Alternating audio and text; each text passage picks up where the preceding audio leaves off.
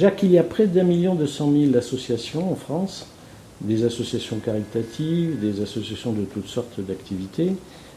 En quoi LSR est-elle différente de ces associations? Bien, écoute, d'abord LSR, Loisirs Solidarité des Retraités, c'est une association qui a été créée par la CGT, par sa confédération. Elle a pour but essentiel de rassembler en son sein la population retraitée. Nous avons, la particularité de porter dans notre cheminement des revendications de type spécifique en matière de solidarité, de loisirs et de culture. On ne trouve pas essentiellement ces thèmes dans les associations de type générique en France en matière d'association.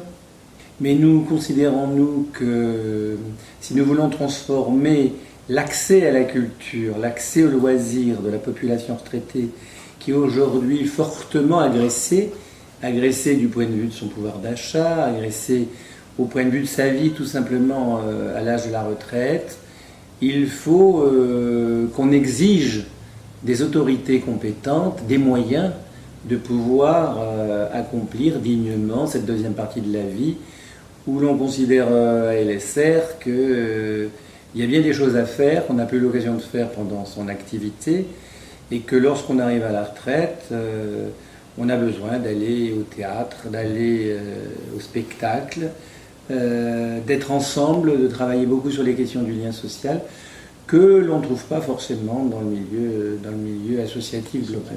Alors justement, tu parlais de loisirs, nous sommes en juin, c'est le départ en vacances.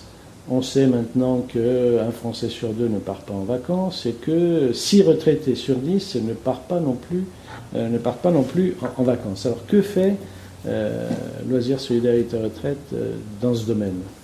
Peut-être une des données essentielles, c'est dire qu'en juillet et en août, forcément, c'est une période de repos, en particulier pour les retraités, mais qui est souvent utilisée par la famille du retraité. Alors ça, c'est la première donnée. Deuxième donnée, c'est l'idée que dans nos associations LSR, on ne ferme pas la porte de l'association en juillet et en août. Beaucoup de nos associations continuent à avoir une activité qui découle de cette période un peu plus solitaire. Parce que juillet et août, pour les personnes, les hommes et ces femmes retraités qui n'ont plus de famille ou qui en ont moins, où la famille s'en va justement en juillet et en août en vacances, ils se retrouvent souvent seuls. Et nous considérons, nous, à LSR, que justement la période de l'été est une période, d'ailleurs, c'est y compris des constats officiels, c'est en été et forte pointe de l'hiver où on aligne le nombre de décès. Parce qu'on est plus seul à la maison, on s'occupe moins d'eux, on a moins de liaison avec papy-mamie.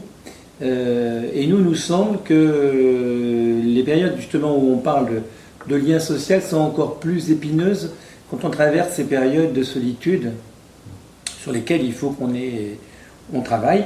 Donc bien entendu, ça c'est la base de réflexion de nos amis de nos LSR, mais en même temps au niveau plan national, il est évident qu'à partir de la donnée que tu viens de citer, 6 retraités sur 10 ne quittent pas le domicile, ne partent pas en vacances, c'est une chose, mais ne quittent pas le domicile, puisque tu sais que le Crédoc, dans son enquête il y a 2 ans, révélait qu'on considérait déjà en vacances quand on part un week-end dans la famille. Nous considérons, nous, que c'est évidemment pas des vacances. Aller s'occuper des petits-enfants un week-end, malgré qu'on aille et qu'on aime bien chez les enfants, en ligne directe, c'est bien, mais ce n'est pas des vacances. En tout cas, c'est pas ce que nous considérons comme des vacances. Donc, bien entendu, au niveau de la Fédé, on a un débat qui est important, qui devrait toucher quand même la sphère de la CGT, puisqu'on considère quand même que dans cette période avant-pointe, pendant la pointe et après la pointe de juillet-août, nous avons des tonnes de possibilités à utiliser si la politique aujourd'hui était à l'ouverture du patrimoine social en direction de cette population retraitée. Nous considérons, nous, qu'en matière d'accès au tourisme social, beaucoup de nos retraités sont demandeurs d'utilisation du patrimoine qui a été constitué par les comités, aujourd'hui géré par des instances et des outils comme l'ENCAV, Tourisme et Travail, avec en particulier Tourisra. Nous pensons, nous, que cette population retraitée, n'ayant plus droit à l'accès au comité entreprise, pourrait, si aujourd'hui les autorités compétentes pouvaient travailler sur ces questions, donner la possibilité de revenir dans ces installations qui sont sous-utilisées et dont on sait que la population retraitée est souvent à la recherche d'une chambre, d'une location, d'un terrain. Quand on sait que la plupart de nos installations sont des lieux fort demandés, fort prisés en matière de tourisme, je pense que ça pourrait être une idée tout à fait plausible à gagner. Faut-il encore que, y compris au sein même des organisations syndicales, cette idée progresse et qu'on en fasse véritablement un outil revendicatif. Lors de l'Assemblée générale de LSR en avril dernier, il y a deux thèmes qui ont été en particulier abordés, qui faisaient débat. L'un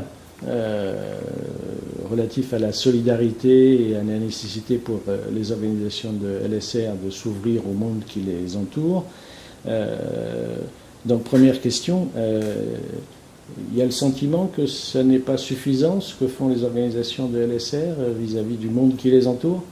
Je crois que une des premières idées fondamentales qui ressortent un peu des débats du mois d'avril de notre Assemblée générale, notre 10e Assemblée générale à Balaruc, c'est d'abord le constat de ce rapprochement avec l'organisation syndicale qui l'a créée, la CGT. Je pense que c'est important dans une période comme celle-là de revenir un peu sur l'histoire, mais je crois que la 10e Assemblée générale donc à Balaruc en début de cette année 2015 précise que c'est quand même capital.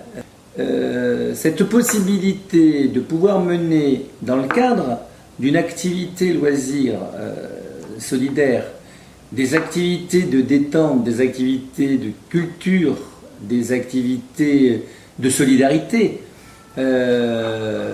c'est important, en particulier dans une période où la situation en direction des retraités est quand même considérablement aggravée.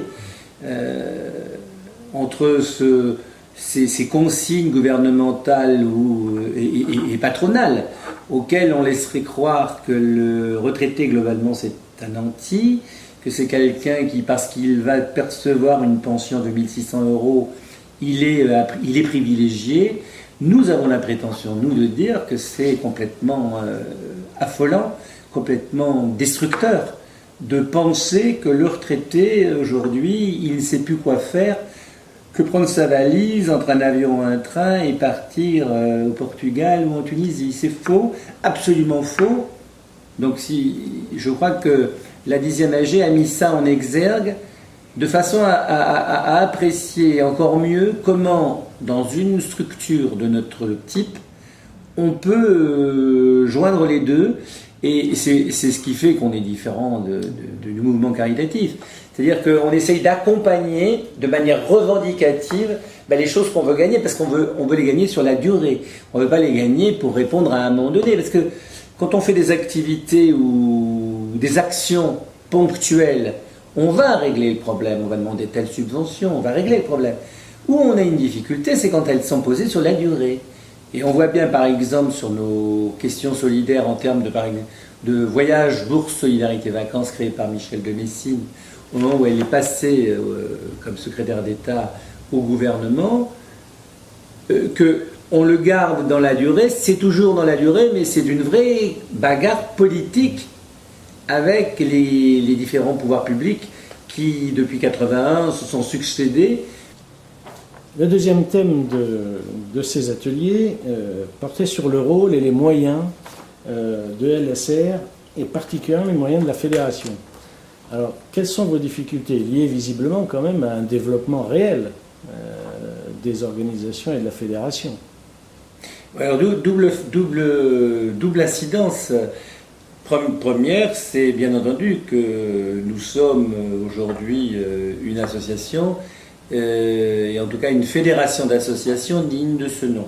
Sauf que, tu l'auras vite compris, 18 500 adhérents, on n'est encore pas l'association qu'il faudrait en direction des retraités sur les questions fondamentales que je viens d'évoquer précédemment. Bien entendu, ce sont des éléments qui marquent y compris nos interlocuteurs.